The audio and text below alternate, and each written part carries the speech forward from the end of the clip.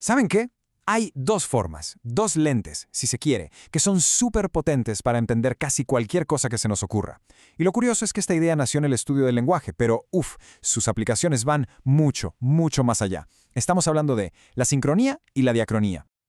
Ok, para que esto quede súper claro, usemos una analogía bien sencilla. Imagínense esto. La visión sincrónica es como, ¡pum!, tomar una foto. Congela todo en un instante. Así podemos ver cómo funcionan todas las piezas juntas, justo en ese momento. Pero por otro lado, la visión diacrónica, esa es como ver la película completa. Nos muestra toda la historia, la evolución, cómo las cosas han ido cambiando hasta llegar a ser lo que son hoy. Bien, ese es el recorrido que haremos. Primero, vamos a entender bien la idea de estas dos maneras de ver las cosas. Después, vamos a conocer al genio que se le ocurrió esto. Luego, le meteremos un poquito de sazón, un poco más de complejidad con otro pensador. De ahí, saltaremos fuera del lenguaje para ver cómo se usa esto en otros campos. Y al final, cerramos con un resumen bien práctico. Ok, entonces, ¿de dónde sale toda esta idea? Para entenderlo bien, tenemos que viajar al origen. Todo esto empieza con una figura clave, nada más y nada menos que el padre de la lingüística moderna. Él fue quien, básicamente, puso las reglas del juego.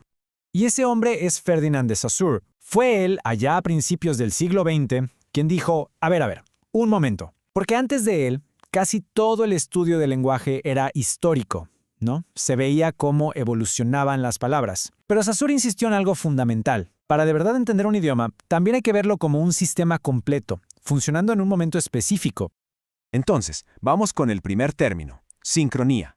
La palabra viene del griego, sin que es con y cronos que es tiempo, o sea, al mismo tiempo. Y es justo eso.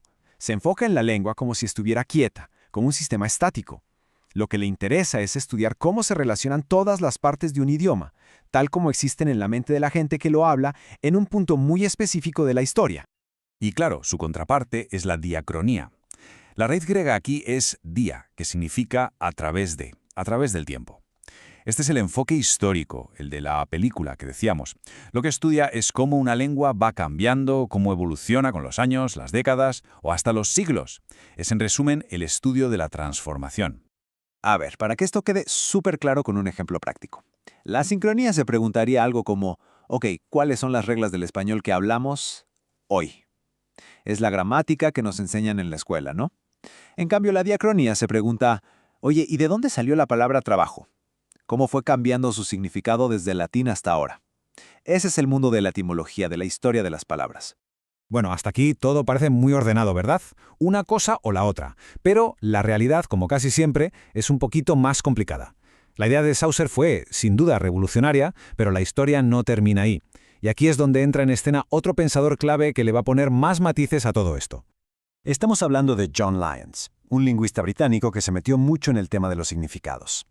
Y lo que hizo fue tomar las ideas de Saussure y, digamos, añadirles capas de complejidad. Ojo, no es que las rechazara, para nada.